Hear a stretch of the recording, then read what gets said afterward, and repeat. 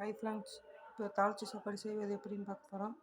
2 தக்காளி வெட்டி வச்சுருக்கேன், 2 வெங்காயம் வெட்டி வச்சுருக்கேன், 2 மிளகா வெட்டி வச்சுருக்கேன். இப்போ சட்டியை நல்லா காய வச்சுட்டு ஹை ஃப்ளேமில் வச்சிடணும். எண்ணெயை ஊற்றுக்கணும்.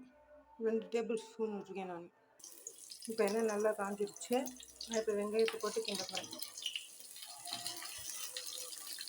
இது ஒரு 2 நிமிஷம் நல்லா வேக விடணும். இப்போ வெங்காயம் நல்லா வதங்கி வந்துருச்சு, நீங்களே பாருங்கள், தெரியுது. இப்போ அடுத்து தக்காளி ஆட் பண்ண போகிறோம். இப்போ நம்ம தக்காளியை ஆட் பண்ணிட்டோம். அது நல்லா வதங்கி வரதுக்கு 1/4 ஸ்பூன் உப்பு போடுறோம். இப்போ தக்காளி நல்லா வந்துருச்சு. இப்போ மசிஞ்சுக்கணும் நல்லா இது மாதிரி.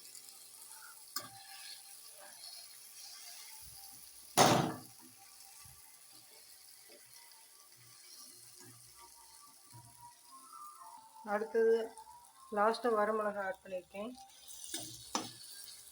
பாருங்க.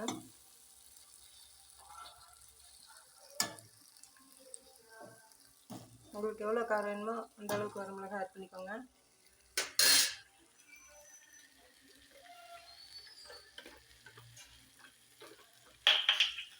இப்போ கொஞ்சோண்டு தண்ணி ஊற்றி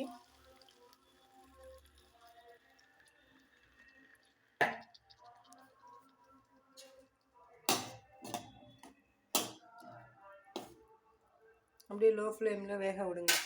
கொஞ்ச நேரம் கழித்து ரெடி ஆகிடும். இப்போ நம்ம கிரேவி ரெடி ஆகிடுச்சு பாருங்கள், நல்லா தெரியுதா?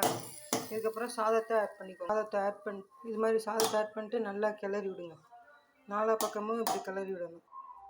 இப்போ நம்ம சாதம் ரெடி ஆகிடுச்சு. அவ்வளோதான், முடிஞ்சிச்சு.